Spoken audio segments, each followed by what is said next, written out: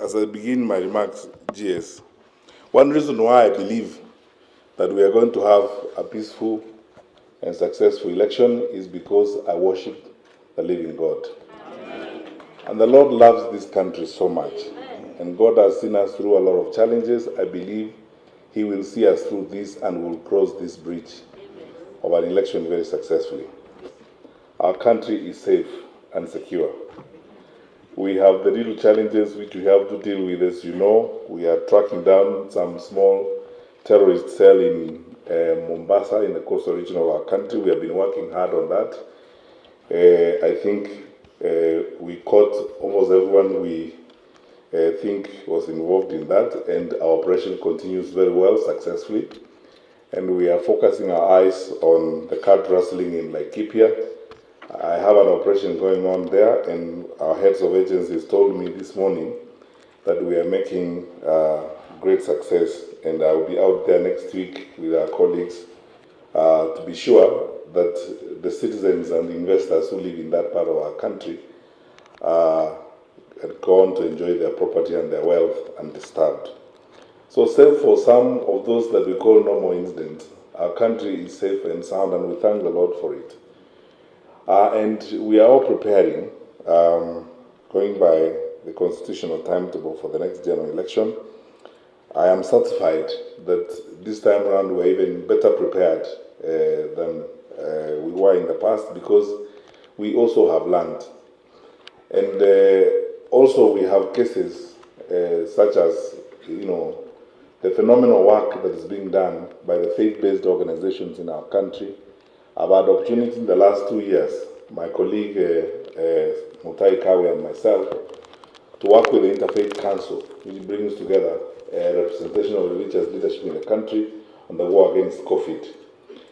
And COVID remains one of the greatest challenges we are dealing with, not just in Kenya, but across the globe.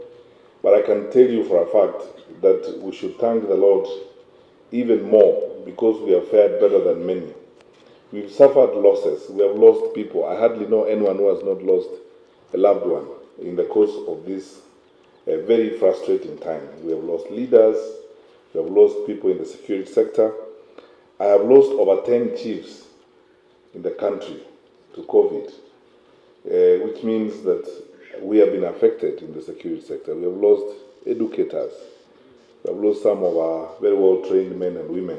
And as I said, we have lost spiritual leaders to COVID-19. As the security sector, we do not conduct elections. Elections are conducted by law by the IEBC. We facilitate the IEBC and other agencies to conduct elections. We are hoping that through IEBC's programs and continuous further registration, we probably will have the largest possible number of young people participating in the next general election. And if you may allow me, GS, I think the next general election, 2022, we will have, I think, will probably be the most important election we've ever had since independence. It's going to be more important than any election we've had. Why? We're going to have huge numbers of young people participating in this election. And then secondly, it's going to be probably a serious transition, as it were.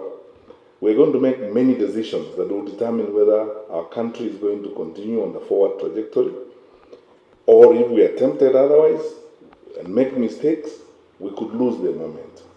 And our aspirations as your leaders in the security sector is that we have a peaceful election. And how do we describe it? Or what do we call a peaceful election? We would like to have an election where not a single bullet is shot, not a single Mwananchi is hurt, no one is displaced, and everyone who is able to participate in the electoral process participates peacefully and takes a decision in the governance and the management of our country, so that the real will of the people of Kenya is realized and is understood. We want our administrators across the country, from assistant chiefs all the way to regional commissioners, to now begin working with community-based leadership groups. And one of the foremost community-based leadership group is youth groups, so that our youths crossover from what we have all the time been treated as the youths are the mobilization group for committing crime or for committing sin, so that we become the special group in society that builds sustainable peace. The abuse of social media in our country is at its unprecedented high. Character assassination, defamation, fake news, vulgar language, insults, and so on. I hope that if we build a coalition of those who respect our freedoms, those who respect that when we have differences, we argue the differences and we try to convince each other and not insult each other, the more we enhance our group, the more likely it is that we will convince those few who want to abuse those freedoms. You can take me very seriously when I say that. We will be firm in the application of the law. I have requested my colleagues who run media and the others, we are going to have meetings with media houses and everybody who's involved in the information movement chain to understand where the lines are drawn by the law. The consequences of exceeding them will be unimaginable for you.